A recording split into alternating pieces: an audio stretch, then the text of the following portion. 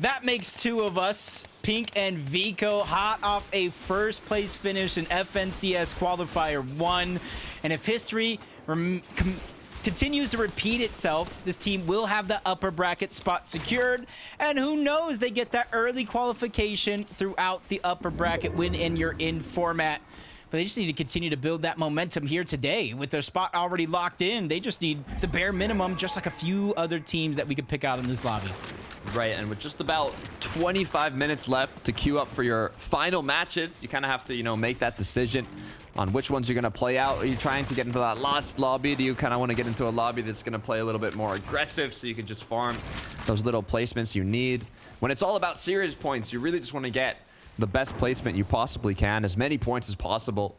As you can see, Pink and Vico are playing it a little safer this time around with only one elim on the board, as well as being kind of under the bridge here, close to that river of sticks, so they can just stack up as many dashes as they want, as they still have that water close by. Star of the show, Atami, is actually Uguay, so if you guys look him up, his name is Atami. Julie is Julie. Two players that before today I haven't heard too much about. They weren't necessarily on my radar, but they have definitely moved up my list for teams to watch. And if they can remain this consistent throughout the rest of FNCS, not just today, I can see them maybe winning a game if they make it to upper bracket, or staying consistent through the lower bracket and either earning a spot through that or advancing to the upper bracket in the later stages. They've definitely been making a name for themselves today.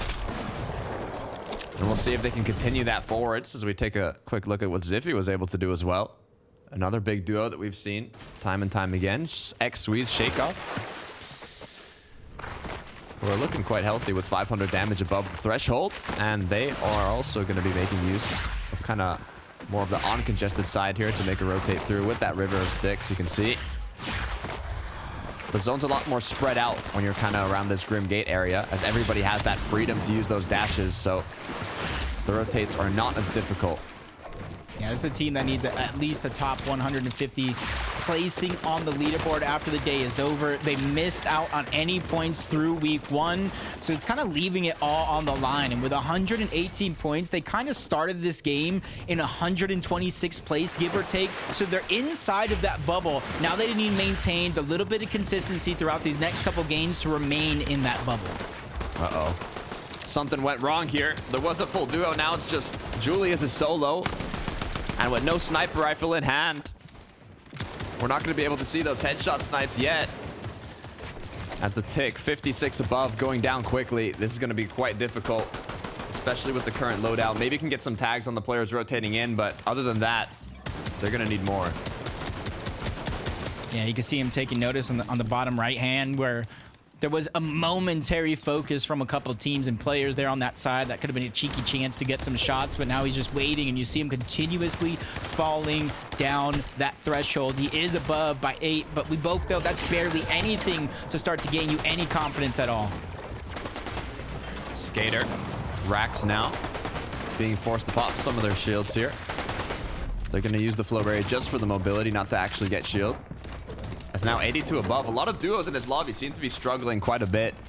8th zone going to be pulling more towards the northwest, causing a lot of the duos here on the east side to have to figure out how they want to make their rotate.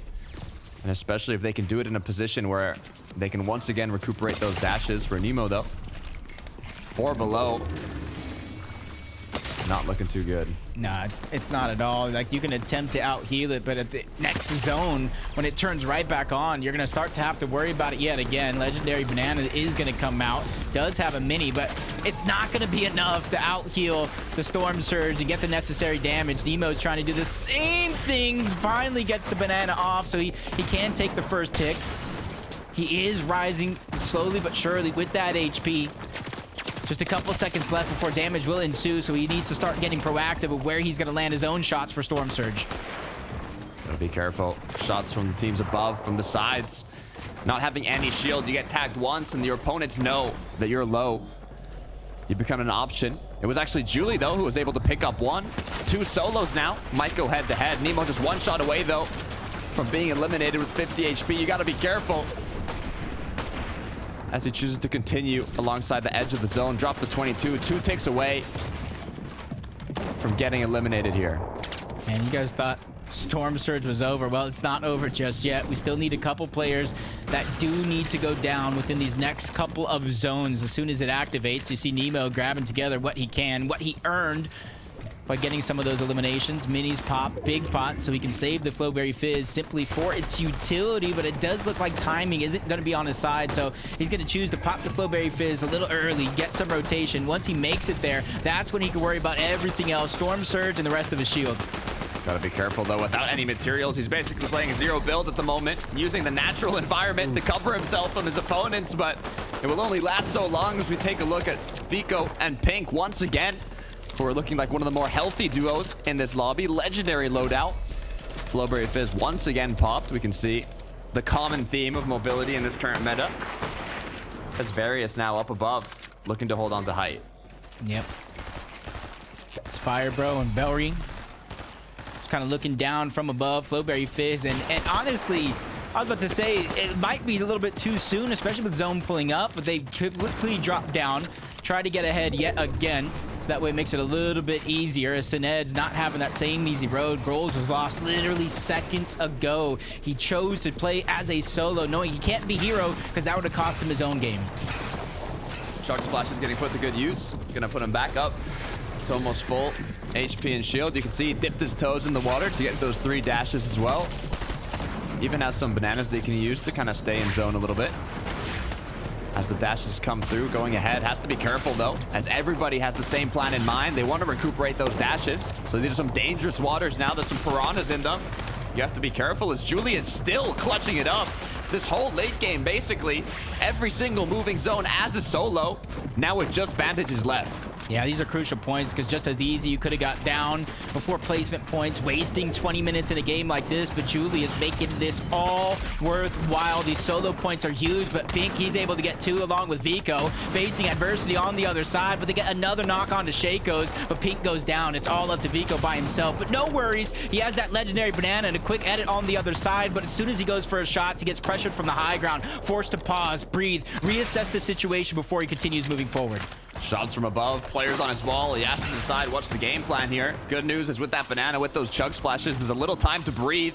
Can make those decisions. Looks like he's gonna try and maybe get a Flowberry, but no, he chooses to keep the bananas. Sined now left at 25 HP. Actually recuperated the dashes there. Ahead of the zone as well, making sure he can make use of those minis. Vico continuing as a solo. A majority of the duos going down. You can see him, he's saving the banana until a point like this where he can use it, get the instant HP, but the speed boost as well. But as soon as he does, a player in the team drop down from right above, lands a couple shots, scares him away, sees he's a solo. A nice turnaround shot for Vico, unable to get the elimination, but he got the positioning in which he was fighting for. 9 builds to work with now. All wood. Has to be careful, especially being second height as the pressure's on him. Vico quickly realizes this, goes down into the water once again. But now the other issue is, if a duo knows, they can just make a quick edit on the floor above him. 1 quick pump shot with 200 effective HP and shield. Vico should be able to potentially get an elimination here. And this is big for Pink and Vico because if they can somehow end up on top or maybe even a top 2, that might push themselves into first place. I know there's a couple games going on all simultaneously, but it gives yourself a fighting chance. As Demius finds another elimination, Bolson and Radis are trying to make their way through. They go in front of the enemy team, drop into the box, but it's a decision they'll soon regret. Put to sleep as Radis now forced to pop the medkit. It's going to be the last one in his inventory. As Ve1ryy now going down, going to try and stop all heal-offs that are happening on low. Yeah, it doesn't even really get the opportunity. He gets knocked. Radis is going to be the only one left. 2 splashes versus the legendary banana, the medkits, the flopper. Almost every single HP heal in the book, but he finds more on the other side. A couple more medkits. Splashes being found. A lot of fallen loot. This might even come down to who took more Storm Surge. Try to calculate it here, Jacob. 2 floppers. 2 more medkits on Various, one of them being popped currently. Banana and Rados, but there's so much loot. Is there anything else left? The last chug splash, bandages. That's all that left. I don't think it's enough. It's enough to buy him just a few more seconds. That's literally it. A few seconds as everything comes dropping down. That's going to be it. The heal off is over. Ve1ryy and his duo win the game. great way to close it out. Surprisingly, Jacob, one of the first longer heal-offs that we've seen today. It's been non-stop action in the late game, especially from the duos up above and high ground. They've been finishing off through eliminations, but back again to the heal-offs. And you can see where all those heals were at. It was Ve1ryy. He had the med kits. He had the legendary banana. So he left it for Various, aka Firebro, to get those eliminations and win that heal off. At the end of the day, Takada, time is running out to get the points in Qualifier 2 and burn your spot to the semifinals. But there's only 3 people. Could let us know with only a few games left what it's all looking like.